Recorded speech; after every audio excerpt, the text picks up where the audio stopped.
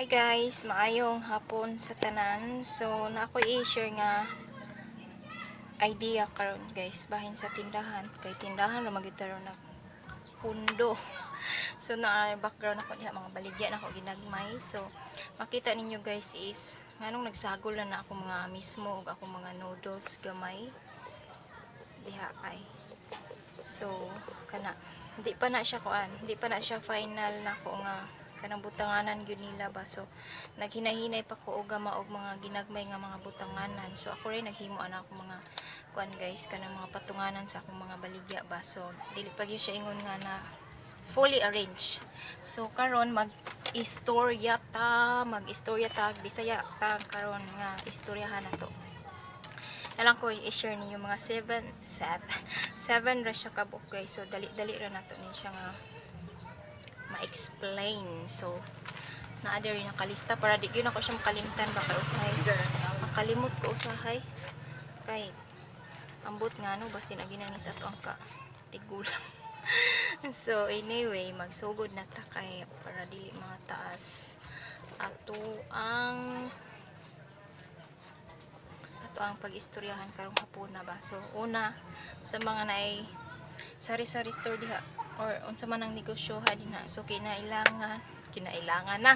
kinahanglan manglimpyo sa mga baligya para dili po kayo abog, dili ta manglimpyo, dili nato sila trapuhan, inig baligya na nato.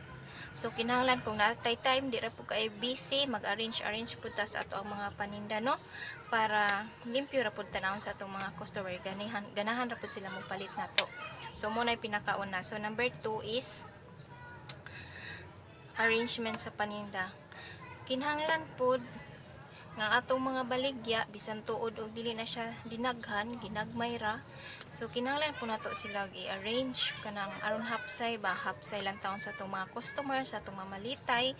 Hapsay dili kaya mukat kung bisan asa lang nato ipatong-patong, kung asa na ibakante dito nato ipatong. So i-arrange po nato sila para nindot lang taon, limpyo, dili kaya mukat. So number 3, palaging may stock. So sa mga naay negosyo dihang gagmay, di gyud nato mawala ba, dili man ta makaingon nga kanang ang mga dagko rang tindahan pwede mag-stock. So kita pod bisag ginagmay ra ta.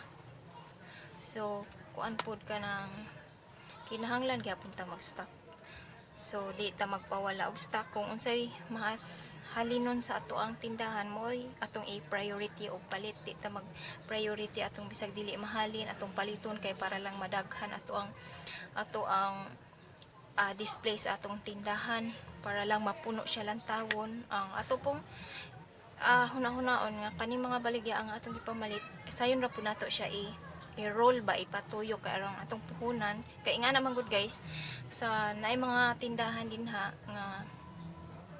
nga parehas ani nga ginagmay lang, ipatuyok-tuyok pa nang puhunan no. So kung unsay halin ikumpra na pud kay aron makapalit og laing mga baligya. So ingon ana ra kinahanglan at yun tayo stocks. So number 4 is ayaw pamahali imong mga baligya. So dili pamahalan imong baligya kay makanang mga tawo, even ako nga mamupalit po ko sa laing tindahan. So mupili jud ta atong mas barato no, alang matupot atong mahal kayo nga di puta ka afford kay wa tay kwarta.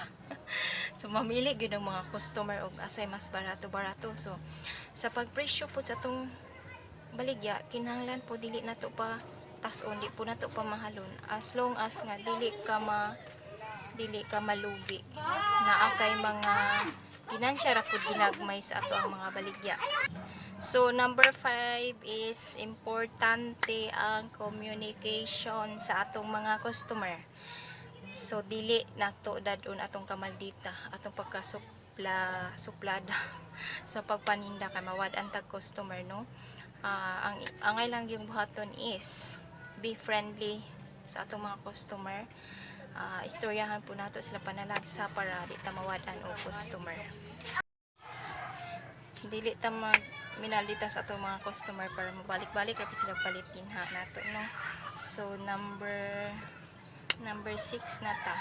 So huwag mawala ng mga panukli. So dapat mayroon tayong sapat na kwarta para ipanukli sa atong mga customer. Samot na og kanang mupalit sila nato nga kanang tibuok atong kwarta, so kinahanglan gyud mag-andam ta og panukli pud nato para narapod tay halin. Kay kung wala kay panukli, kung for example tibuok na ilang kwarta, so dili sila makapalit nimo kay wala man kay panukli. So bahin sa pagpanukli, kinahanglan balik-baliko nato ihapang kwarta, lantaw na to ang kwarta og insakto ra ba.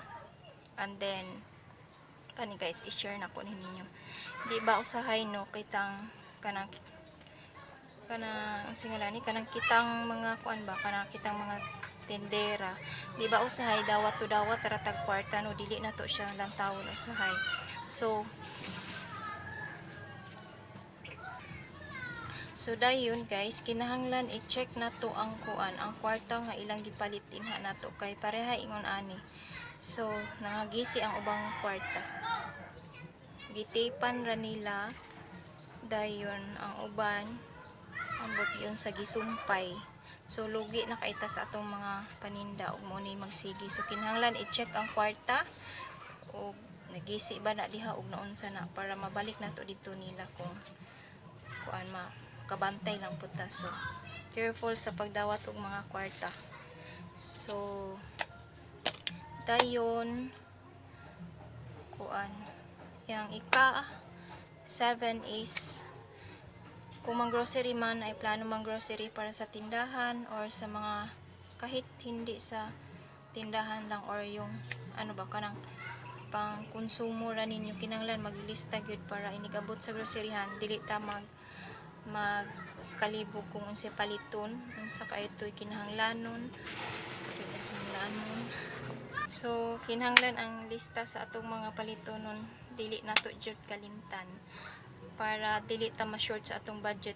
Kay mo na hinungdan nga usahay magpataka na lang tagpamudyot bisag dili kay importante ang ending na short na kasi imong budget. So maglista before mang grocery guys. So kana lang sa akong ma-share ninyo sa pagkakaron. So hinaot nga maglantag gyapon mo sa akong mga video nga i-upload bisan tuod og dili ko kada adlaw nag-upload, pero nang lantaw ra gihapon mo. Daghang kaayong salamat sa inyong tanan. So magkita-kita ta pohon sa mga susunod pang mga himuon ako nga mga videos. So salamat guys sa paglantaw. Keep safe everyone and bye bye. Kita-kita ta sunod guys.